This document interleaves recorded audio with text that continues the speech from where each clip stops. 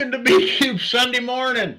I was I'm sorry we're late, but David's been here on time all along.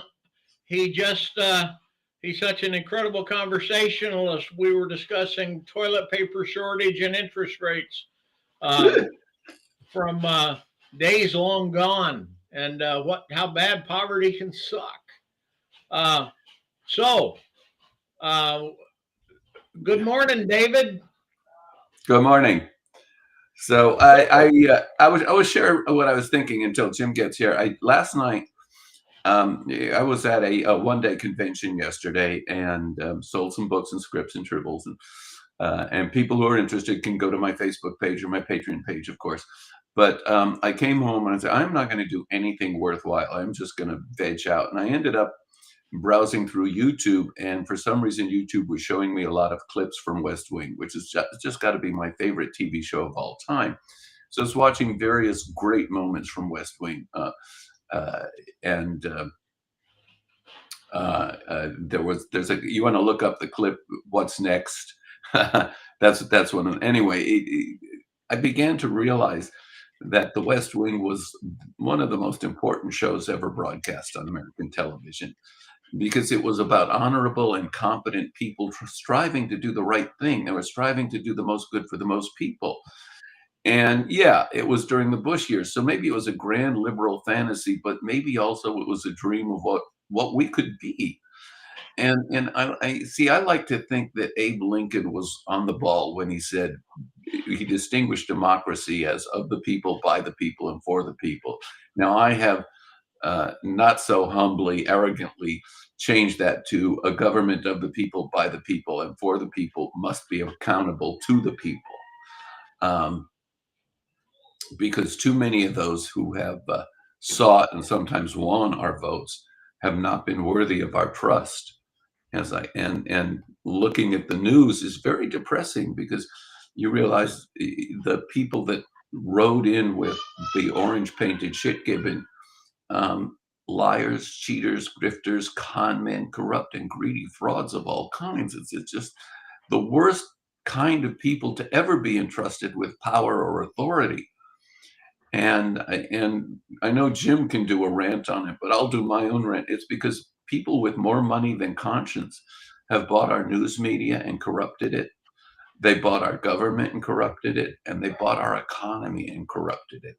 And it all comes down to something I learned a long time ago. You can't get enough of what you don't really want. I think, and this is just me, but I think it's because they didn't get hugged enough as kids. They want money and power, but that's what they think they want because they've never achieved the kind of real human connection that would be the root of empathy and compassion, that would be the necessary seed for wanting to make a real difference in the world. And I'm over here. I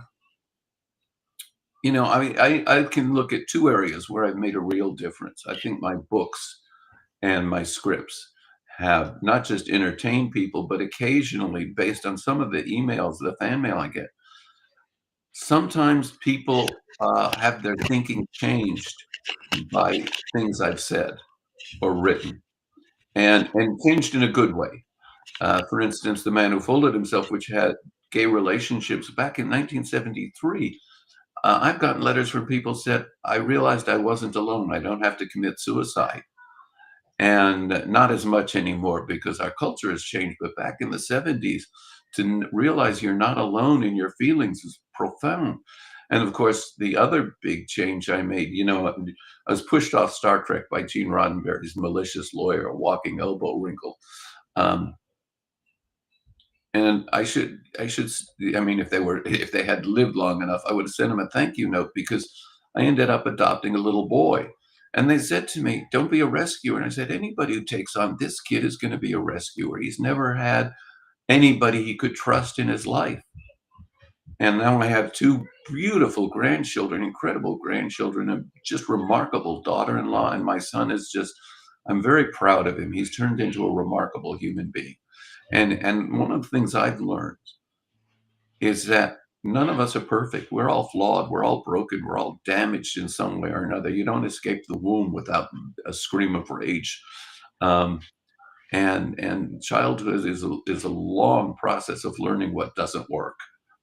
And some of us never learn it, and some of us are starved for attention, and so they go for money or power or some other kind of validation that they think is more important than learning how to do a human connection. And you know, that's what I've been thinking about. And I mean, I keep coming back to this thought. Um, when I was little, they would tell me, "You can't. Nobody's perfect." I said, "I want to be perfect." And that opted into, I just want to be a good person. And it took me a long time because I was not a good person. You ask about my 20s, there are people who are old enough to remember, oh, he was an asshole. But somewhere in there, I began to learn about making a difference for others, contributing to others. And my mantra is, am I contributing to you? Are you contributing to me? And if the answer to either of those questions is no, there's something wrong with that relationship. And so you have to decide, what's the contribution I'm getting? What's the contribution I'm giving? And kind of, can I make this relationship work within those terms? And some people are walking around with this idea that a relationship is all, ice cream and donuts every day. It's all cake and candy. It's all beautiful flowers and, airy fairy. It's not. A relationship is a long, bumpy road where you handle the disagreements and move on, because the joys of it are more important. And I look at the behavior of the orange shit gibbon and realize this is not a human being. This is a damaged soul who never learned how to be a human being, never learned how to contribute. And the whole, one of the giveaways for me, I've always had dogs in my life. You can see one in the background. He's resting up for his afternoon nap. Um, it, the orange shit gibbon never had a dog. He thinks they're dirty. And the governor of whatever that state was, Christy Known or whatever her name is, said she shot a dog. She killed a dog because she didn't want to be bothered training it. And when you run into people like this who have this kind of a relationship with dogs or goats or other animals, you realize there's no empathy, no compassion, no relation to other living things. And they're dangerous people, because if they could do that to a dog, they'll do it to people. There was a study of serial killers. Gesundheit. They'll do it. It's a study of serial killers, and they start practicing on torturing animals before they graduate to human beings. You still there, Bob? Bob, you okay? I think we've lost Bob. Bob, are you all right? Well, yes, sir, David. It's interesting you were talking about relationships with dogs. I heard a strange sound coming from the living room. Oh, okay. Whimpering. Your pooch, huh? And it turns out that Vern is a Chihuahua dog, had climbed up on my wife's chair, and a garbage can sits next to the chair. Oh dear, and he fell into the garbage? And he had fallen into the garbage can. And was you sitting mustn't throw away your Chihuahuas like that. I know they're nasty little dogs, but you can't throw them away. I know. If it hadn't been in the middle of this, I would have had to taken a picture. But that's where I had to go, and I'm sorry I rated you lower than my dog. But no, it's all right. The dog always comes first. What I learned about dogs, and this is the point I was about to make, is dogs are practice. I started. I don't think I started to becoming a real human being until I got myself a dog named Dog when I was about 22, I think. And he was just the most marvelous, intelligent dog. And he was a lifesaver in that there were times when he was the only person in my life who I could connect with. I was so lonely for a while. And he was very special to me. And but I started to learn compassion and empathy by watching out for him. It's like, you got to go out in the morning, you got to go out in the evening. I got to make sure you eat every day. I might make sure you're taken care of.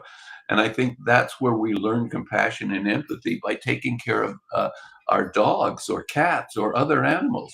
And so to hear the orange shit gibbon say, the perpetrator, as I call him, that's Traitor. He he doesn't like dogs because they demand compassion. And this, what's her name, Christy Bullcrap, who shot a dog because she didn't want to be bothered training it.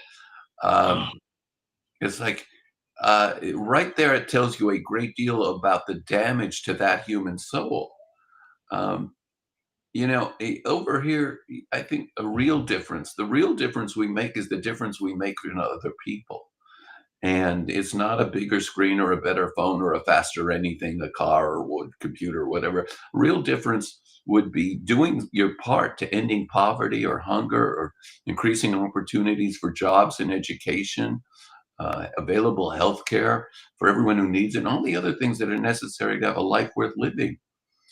Um, None of us can do the whole, but each of us can do our part. And I think when you get a community where everybody is doing their part, you get a working community. Where we are now in Vermont, um, I know it's not Los Angeles, but it's a community where just about everybody is doing their part. So you go into the supermarket, almost everybody's friendly. Everybody's working. We go into the hardware store to pick up stuff. Everybody's having a great time. Yesterday, I was at a one-day sci-fi expo, and one of the guys who showed up was one of the guys who works at the hardware store. So we chatted for a while, and it's like, this is what it's like to be in a community of people who everybody's doing their own part to make sure everybody else is getting along. And it's a great change from living in a big city where you get so bombarded by billboards and ads and commercials, and everything is monetized, where you feel like you're being pulled in 1,000 different directions, that you end up tuning the rest of the world out.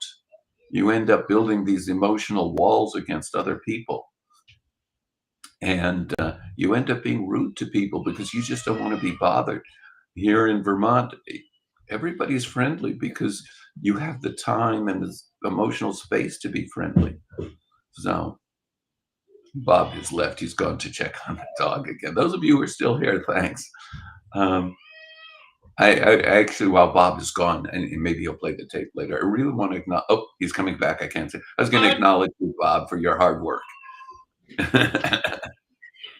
that's okay, David. I heard whining this time, and I thought maybe Vern Dog had thought, well, I got scritches when he pulled me out of the garbage can the first time. Maybe he'll do it again. Yeah. And no, this time it's my wife's dog. Uh, She is in there. But yeah, I have to say, I mean, the whole thing you've been going on, you called it a rant. I don't think of much of a rant. I think of it much as a commentary well, I on, wasn't screaming. yeah, training. I mean, your side gig, I guess, for a long time was helping people find humanity. Well, yeah. Let me talk about that a little bit. Theodore Sturgeon, who's a brilliant writer. I wish he had walked the walk the way he talked the talk. He's a brilliant speech maker. He took my partner at the time, Dennis, off the S training, and Dennis took me to the S training. And I said, I'm only going to do it because I don't want you to be more enlightened than me. Well, I was not enlightened, but the S training was about discovering what conversations you were living in that were keeping you limited.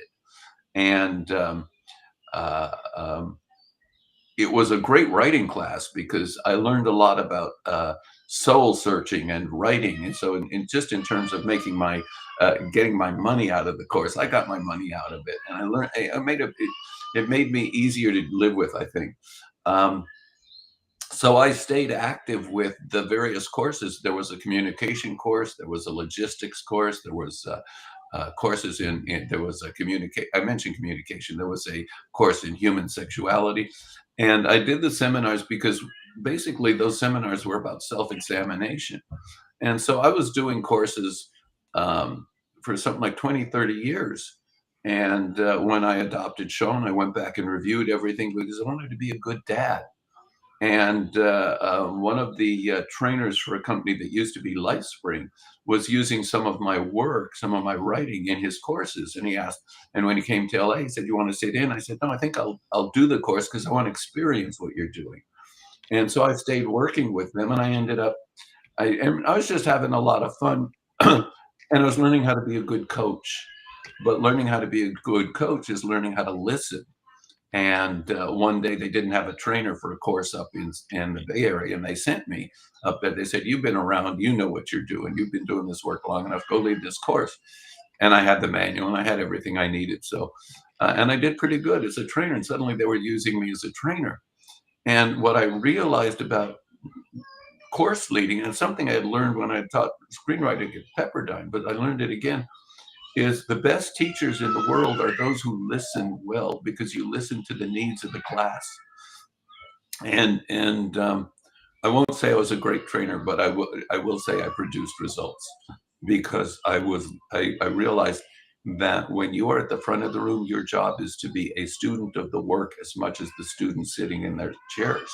And so when you become because you have to do it, you have to recreate that context that you want the students to get. And so in the recreating of the context of uh, this is how we connect with each other and this is what's important, uh, it, it ultimately, as we used to say in the various training rooms, practice becomes perfect. Practice makes perfect.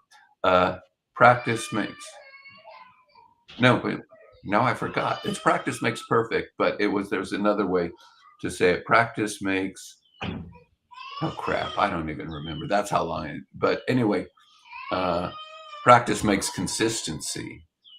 And so the more we practiced it, the more it became, oh, practice makes permanent. That's the word I was looking for. So the more we practiced the context that we wanted to create, the more it became permanent in our lives.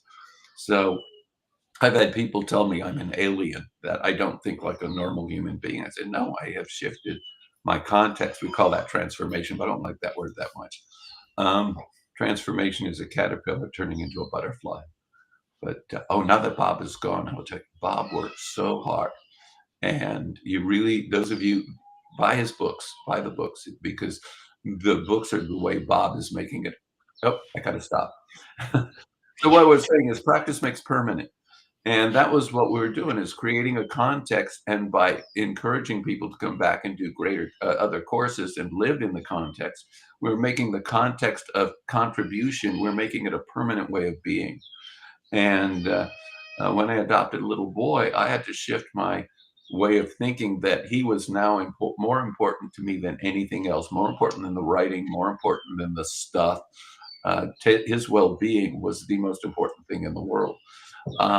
And what I have learned watching my son and daughter-in-law is they have made the well-being of their kids the most important thing in the world. So I guess I got my job done because they are great parents and the kids are thriving. They're just great. So Great parents make great parents. yeah, that's Sean said something to me a while back. He said, we broke the cycle. There is a cycle of damage. Damaged people make damaged people. And hurt people hurt people. And when you break the cycle, when you create healing and contribution, you break the cycle. And I think that's really what we're up to on this planet. The good people are up to breaking the cycle and creating a better world. And the damaged people can't see it. And there are people who are broken but still striving, and you give them credit. You give them credit for the fact that they have overcome drugs or a broken home or abuse or whatever. I knew people who survived the Holocaust, and their contribution, their commitment to making a difference in the world was extraordinary. I felt humbled because I was only working on one person, me, and then I was working on two people, me and Sean. And I know people who say, "Oh my God, you're so wonderful." No, I'm not. Maybe I could have done more. And I think that's one of the things that typifies a person committed to making a difference. Why am I not doing more? So because you keep looking at this needs to be done and that needs to be done. And there Um, are a lot of cycles like this too. I mean, you've talked about the making, being a good person and making passing it on so your children are good people. But you can also break the cycle of uh, poverty, education. There are lots of things that will hold us back uh, that we don't think about until in terms of how do we raise our children? What do we teach our children that right. allows them to have that next step that'll let them have a better life than maybe we did over how we were raised. Yeah. Yeah. Um, I agree. It's my grandmother, who I absolutely adored, and she was just the most joyous person in the world. She went back to Europe after the war and discovered her village had been wiped out. 33 relatives were gone. She came back and she was still the most joyous human being I've ever known. And I don't know how she dealt with that incredible loss.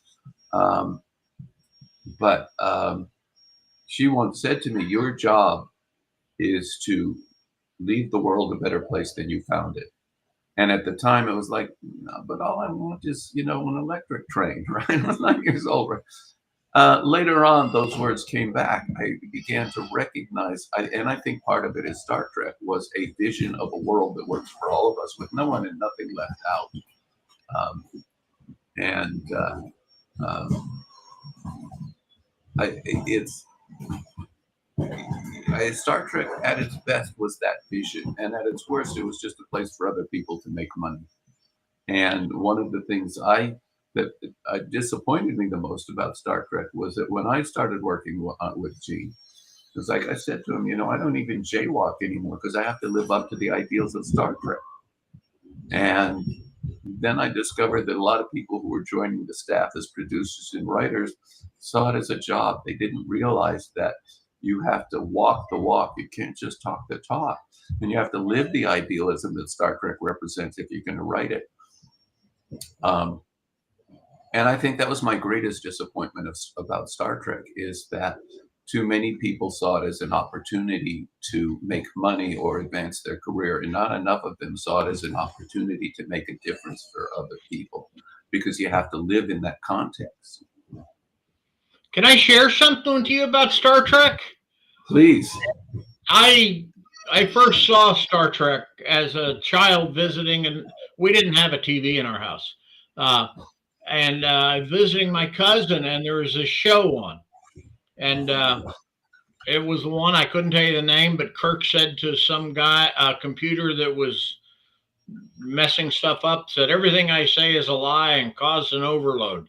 Uh, Yeah, that was Landru. That was God. I don't remember the name of the episode, but yeah, no, yeah, I remember the episode. well, after we got a TV, I found myself finding a time, a place to watch Star Trek. And my mother, who was a devout evangelical, uh, the oldest of nine children, and who was the one who stayed home and took care of the world, lived life hard, raised her children on a minimum wage job, said to me, Star Trek is how I imagine the world could be if Jesus doesn't come back. And she didn't mean it like that Jesus was bad, but she said, if we keep making things better for each other, we can have a world like that, even if the world, humanity goes on without the return of Jesus. Because I can tell you, as an evangelical, every old woman or every person in the church had had a personal visit from God telling them that they would not pass before Jesus came back. They would see his return. And I can visit them in the graveyards today. Um, Yeah. but the mere fact that she could see the inherent value of a society that Star Trek put forward as a Christian, she could see that, and as what I considered a living, breathing, acting, walking the walk Christian, I've never forgotten that conversation from her on Star Trek. Um, So yeah, I didn't mean to drag this conversation into Star Trek, but you've made a great point, and I think this is what the very best episodes of Star Trek were. Uh, and I know that The Trouble with Tribbles is more of a shaggy dog story, but it's still an ecology story, um, which wasn't immediately obvious because we were just having too much fun laughing at Tribble jokes. But it's an ecology story. If you don't manage your ecology, it all goes to hell. Um, you have to live in harmony with the world around you. We do not live in harmony. We are, as Larry Niven pointed out, we are undoing in the space of 100 years what um, took 100 million years to create. All that oil and coal we're burning, we're putting it back into our environment. It took 100 million years to turn all that carbon into coal. And we're reversing that process in 100 years. Now, fortunately, we finally have the tools and the intelligence to understand the process and the tools to do something about it. So maybe this generation, the next generation, maybe by the end of this century, we will have stopped the process enough that we may keep this planet livable for a while. Every day Slashdot is and a couple other sites it talk about technological advantages. There's Toyota is working on a water-powered car. It has a generator that turns water into hydrogen and oxygen, so it's a cleaner car than, and then uses the hydrogen in the engine. Very, very clean burning car. If they can make it work, that would be amazing. There's battery technology that would be 5 times more powerful than anything we've got today. Solar panel technology is improving. All of this stuff, if we can um, create enough factories to create enough stuff to replace our dependence on fossil fuels, we can end the process of polluting our environment. And I'm not an expert on it. I'm just someone who follows the news, but it's clear to me that there are a lot of people working on this challenge. Yesterday, I saw a wonderful thing. There's a guy who's invented this boom system, this boom and net system for cleaning up plastic floating in rivers and in the ocean. And each time they build a bigger unit and they have cleaned up, there's a hope that they can even clean up the Pacific garbage patch. So there are people who want to make a difference in the world and who are working very hard. How do we solve this problem? And I think that's the kind of thinking we need a lot more of, because the kind of thinking that got us into this mess is not the thinking that's going to get us out of it. We need to, as I hate to say, get out of the box, because I'm not even sure it has to be a box, but we need to bring in thinking that is more aware of the possibilities in front of us.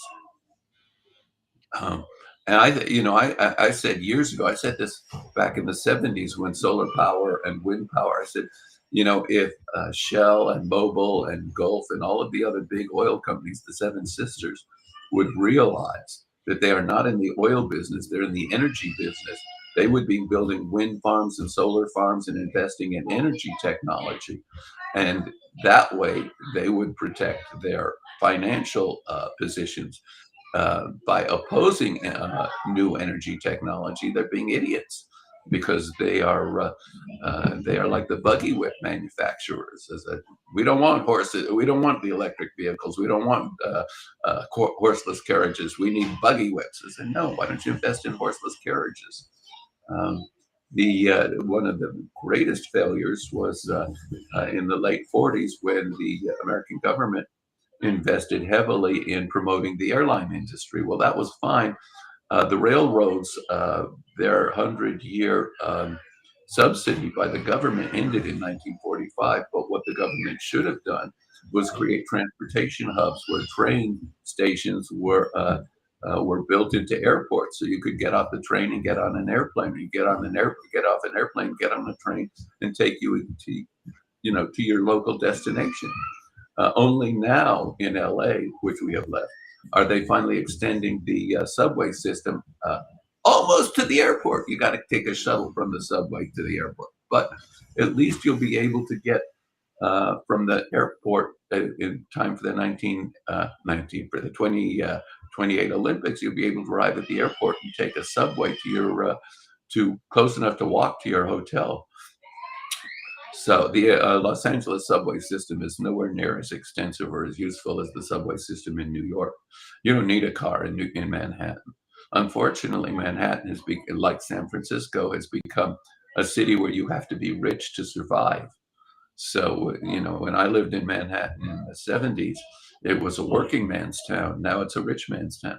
And San Francisco, the last time I was there, I didn't want to get out of the car because the streets were filled with crowds of homeless, and everybody else who could afford it had retreated to condos. We did go out to dinner one night, and we looked at one restaurant would have cost $1,000 to feed two people. Said, what the hell? Yeah, Silicon Valley, if you're making $1 million a week, you don't care about $1,000 restaurant bill. But it's like our economy has gone in two directions, and there's no more middle class. The middle class has been stretched out of existence. You're either poor or you're rich, but there is no middle class. And yeah. Oh, I was just going to say that's a function of in the mid 70s. There's a productivity versus wage graph that is possibly tells everybody what they need to know. It was what the productivity of a worker was, and it goes up at approximately a 45-degree angle. And then there's what is the wages of the worker, and it goes up at about a 17%. We can talk about slopes of curves, blah, blah, but basically if you have one line moving up at 45 degrees, one line moving up at 17 degrees, the distance between the two lines gets wide. And I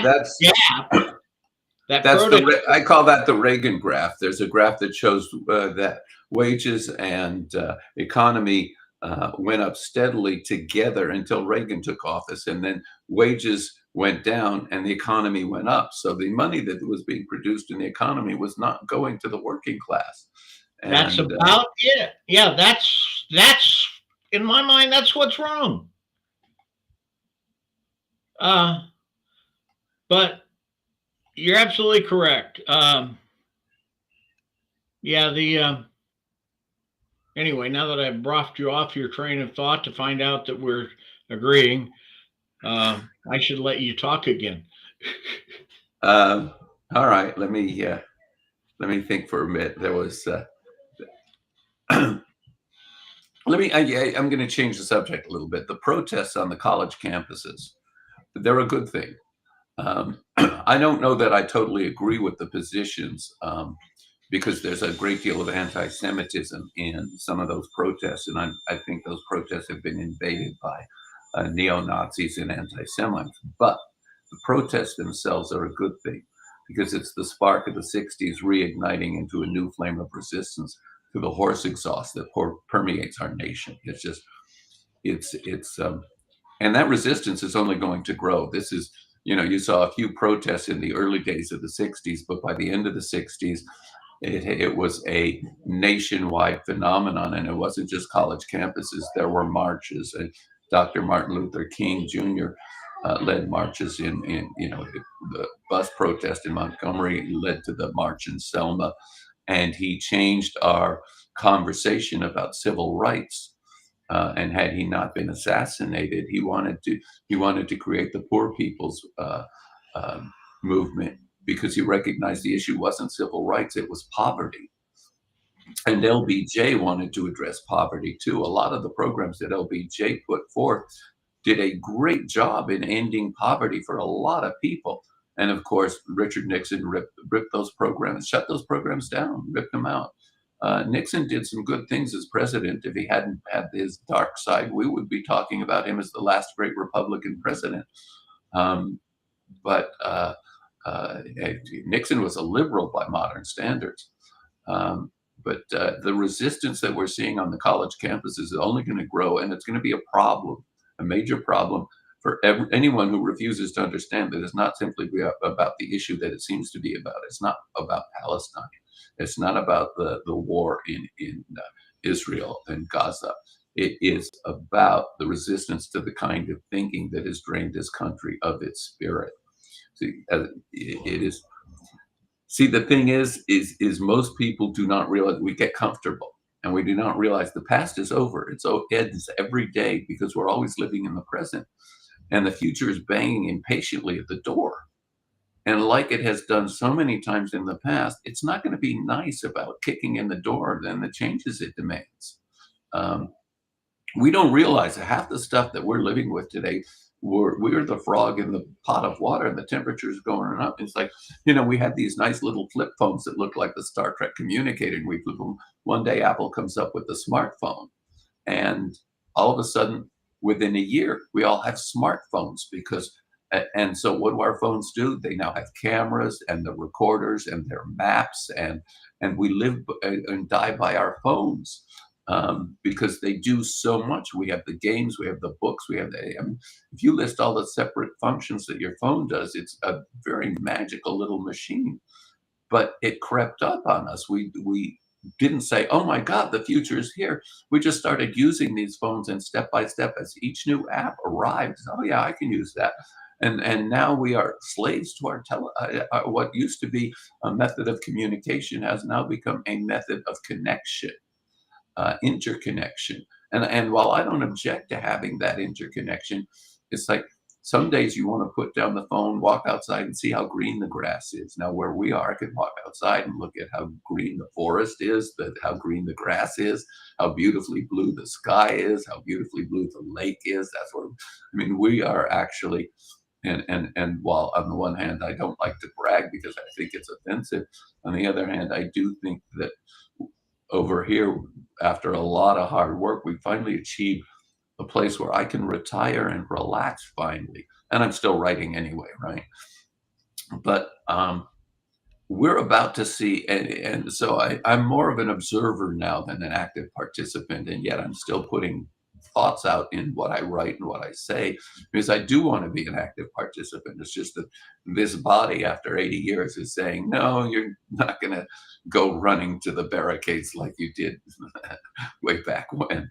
But I can be a supporter. I can be an ally. I can be a voice. I can be a participant that way. And I know there are people who say, "Yeah, that's your privilege talking." Yes, I recognize I am very privileged. I am very privileged. Um, but the fact that I have privilege does not mean that I am separated from what needs to be done. Yeah, I'm distant from it. I'm not on at the ground where people are, but because privilege distances you, and I recognize that. But I can use where I am to make a difference where I am, and I think that's really what each of us has to do, is use where you are to make a difference where you are.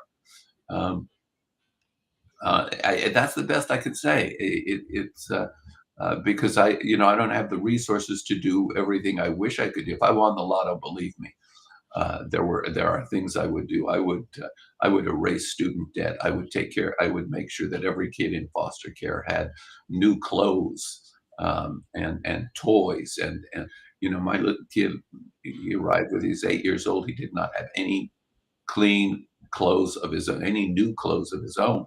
All he had were hand-me-downs, and they were just, it was the first thing I did. The very first few days, we went shopping for new clothes, which was a treat for him. He'd never had new clothes in his life. I would do that for every foster kid in the world if I could, if I won the lotto. Because, and I know that would make an enormous difference. Um, there are no simple answers. Each of us has to do what we can. And if each of us does what we can make strong and determined steps in the right direction. It's not enough to rant about what's not working. We have to look for solutions. We have to look for ways that we can make a difference. So I'll make a difference with whatever resources I have, and I will create whatever resources I can create to make an even bigger difference. But uh, none of us are going to solve the whole problem. We each have to solve our part of it. I will say this, and this is critical. Choosing not to be a part of the solution is to choose to be the problem. Let me say that again. Choosing not to be a part of the solution is choosing to be the problem. And I don't want to be the problem. I just don't. So I'll do what I can over here, and I will encourage others to do what they can. And the people in my life who are friends, the people who are colleagues, the people who I'm willing to spend time with are people who choose to be part of the solution. I don't have time anymore for people who create problems. I already have 89 problems. I don't need 90. You know what, David? I don't often bring this one up, but I keep this plaque hanging on my wall.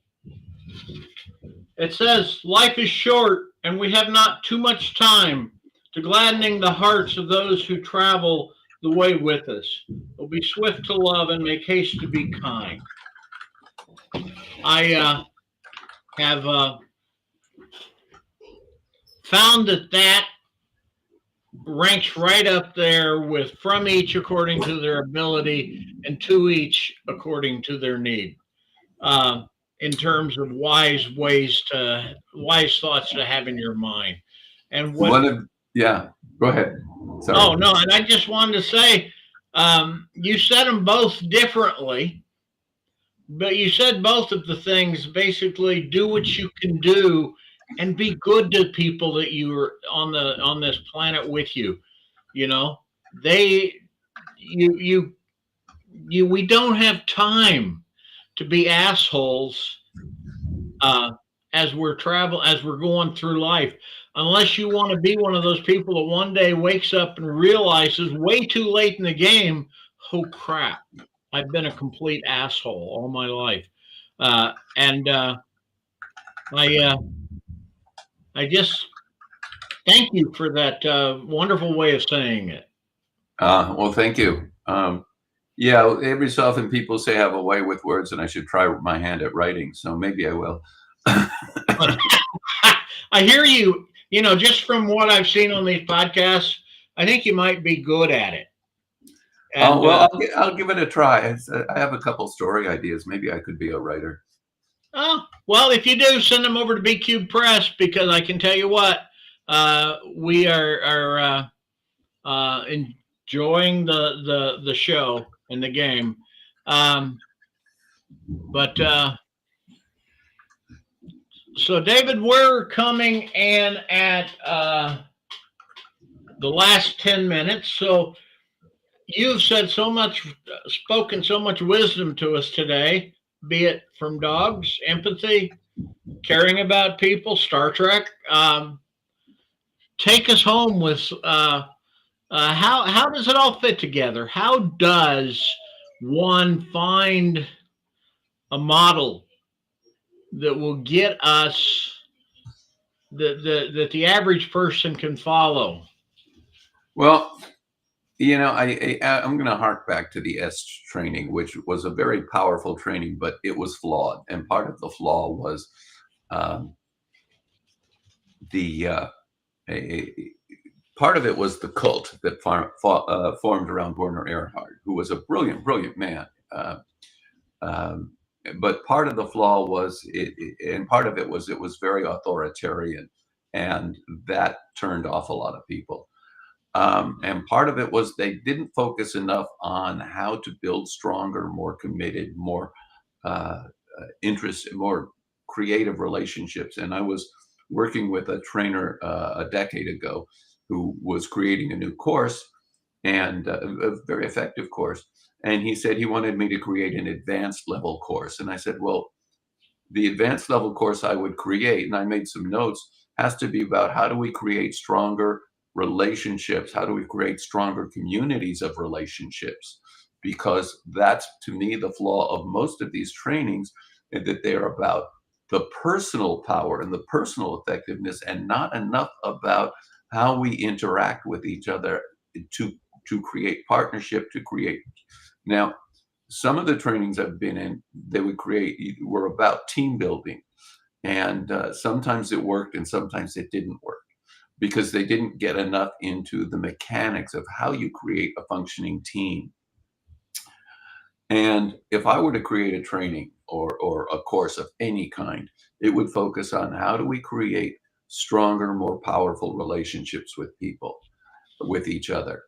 And I don't even know how to do that. I mean, I know a lot of really powerful, really effective trainers. I think I would spend a lot of time just sitting and talking with them. How do you create an exercise, a process, a context, a discussion that allows people to understand that connection is the single most important thing that human beings do? And it's like, I mean, there are libertarians who think that they're going to be individuals, and there are survivalists who talk about individualism. And I always ask, where did Thoreau get his axe? Because Thoreau talked about, living out there in the wilderness and wrote these great essays about that. He said, but, nobody who built the cabin he lived in, his mother and his wife, or his mother and his sister used to bring him hot meals every day. It's like Thoreau was not separate from his community. He depended on that community. And so I think Thoreau was a hypocrite, or at least misunderstood, because we don't exist as individuals. We exist as communities and partnerships. It's like, you see that chest of drawers behind me? Somebody had to build it. Somebody had to put it in a store. I had to pay for it. I had to earn the money to pay for it. That chest of drawers didn't magically appear because I'm an individualist. It appeared back behind me because I live in a community that produces chests of drawers. Same thing with the house I'm living in. Same thing with the screen and the microphone and the headphones. And this doesn't exist. I depend on other people to have a life I love living, and many people depend on me so they can have like my kids, but also people who enjoy my books or people who enjoy my Patriot page or my Facebook page. To some extent, I make a difference for them. Because we're in a community, and people who pay for the privilege of reading my books, they're making a difference for me. It is because we are all in a community where we take care of each other. And if you think you are really going to live alone without a community, the history of the human race is that those who attempt it end up living out in the woods like Sasquatch, living in a hole they dug for themselves and sleeping on leaves, and eating nuts and berries and maybe the occasional rabbit. It's like, no, which they have to maybe figure out how to make a bow and arrow. All right. If we look at the technology that, let's say, the indigenous people created for themselves in Australia or here in the United States, before there was a United States, what the Native Americans created, we see that those settlements existed as communities where people cooperated with each other.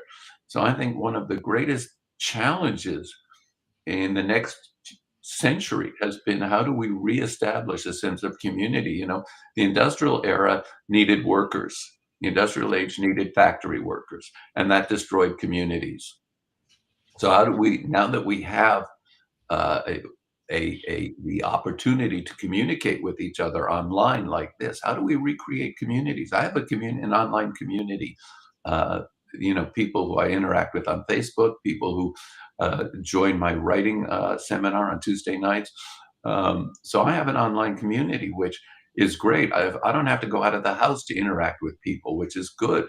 There are a lot of disabled people who don't have mobility. The internet has given them a community back, and so they're not sitting home alone, lonely. But also, when we had the COVID pandemic, a lot of people went to the internet for connections with each other. So I think the internet is an opportunity for us to recreate community. I don't know how it's going to happen, but I know that it is inevitable, and we can see it in things like TikTok and Instagram and other places. As long as people remember it's about connection and stop trying to monetize every single thing. I've even stopped using Google a lot, because there are some websites that there's popovers and pop unders and pop downs and so many ads that I have to click 5 or 6 times to find the content I wanted. And by then, and the content says, do you want to subscribe? We'll let you read the articles. You know what? I'm through with Google. I'm going to go to Brave. or any other browser that let me go directly to the information I want. We have got to stop monetizing every human connection and allow us to be human beings again. Otherwise, what we create are people who will tune out all of life in order to protect what little soul they have left. So that's my rant for today. That's my story, and I'm sticking to it. Well, David, it's a fantastic story. Now, I got one little rant I'm going to throw in here at the end. Please. I saw a couple of posts in there that talked about protests. Now, one person said they didn't have the money to protest. Now, because it meant travel, and I'm familiar with the concept of traveling to protest. I was down at Portland for the BLM and discussions.